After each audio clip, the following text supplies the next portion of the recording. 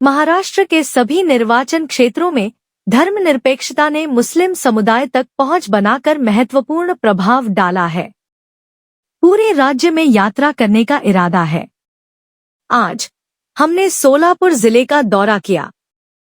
हमारी चर्चा के दौरान हमने पाया कि कुछ दिन पहले ही 38 निर्वाचन क्षेत्रों में हुए लोकसभा चुनावों में पूरा मुस्लिम समुदाय महाविकास अघाड़ी के साथ एकजुट हुआ, लेकिन उन्हें एक भी सीट नहीं मिली।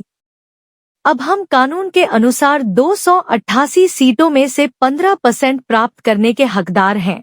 हालांकि महाविकास अघाड़ी ने अभी तक इस मुद्दे पर कोई निर्णय नहीं लिया है। राज्य का पूरा मुस्लिम समुदाय वर्तमान में अपना उचित हिस्सा चाहता है। यदि नहीं तो आने वाले चुनावों में इसका असर पड़ेगा। यही कारण है कि हम मुस्लिम समुदाय के भीतर एकता को बढ़ावा देने के लिए पूरे राज्य में यात्रा कर रहे हैं। सेकुलरवादी मुस्लिम फ्रंट का आज दूसरा दिन है यात्रा का। ये सियासी शोर के लिए और महाविकास अघाड़ी से और तख्ते इख्तिदार पर बैठने वाले लोगों से मुस्लिम समाज के 15% आने वाले विधानसभा में उम्मीदवारी को लेकर पूरे महाराष्ट्र में डिस्कस चल रही है, चर्चा शुरू है। पहले दिन कोल्हापुर से हुई, आज दूसरा दिन है।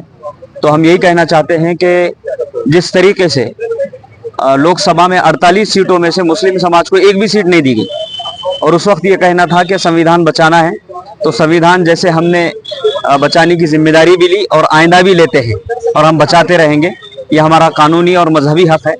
लिहाजा हमने गुज़िश्ता मर्तबा मुकम्मल मुस्लिम समाज में एकजुट होकर सार्वजनिक मुत्तहिद होकर महाविकास अघाड़ी को वोट किया। अब महाविकास अघाड़ी से ये रिक्वेस्ट करना है और उनसे ये कहना है कि हमको हमारा वो हक जो कानून ने दिया है, 15% अधिकार, 15% हिस्सेदारी और आने वाले विधानसभा में मुस्लिम समाज को 15% के हिसाब से 288 सीटों में से कम 42-43 सीट होते हैं लगभग, तो उस हिसाब से मुस्लिम समाज को हिस्सेदारी दी जाए। इसी के लिए ये यात्रा चल रही है। आगे क्या होगा, लेकिन एक बात याद रखना चाहिए कि ये हमेशा ही ऐसा बोलते हैं और ये हमको छोड़कर कहाँ जाएंगे और वोट करेंगे। ये जो कच्चा जो ख्वाब है इसको अपने जहन से निकालना चाहिए। मुस्लिम समाज बेदार हो चुका है।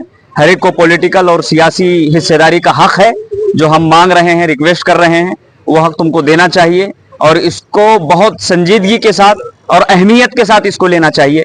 अगर ऐसा नहीं होता है तो आने वाला वक्त बताएगा कि क्या होगा। आपका नाम? मेरा नाम मुफ्ती सैयद वसीम अहमद, कन्वीनर तहरीक उलमा हिंद महाराष्ट्र।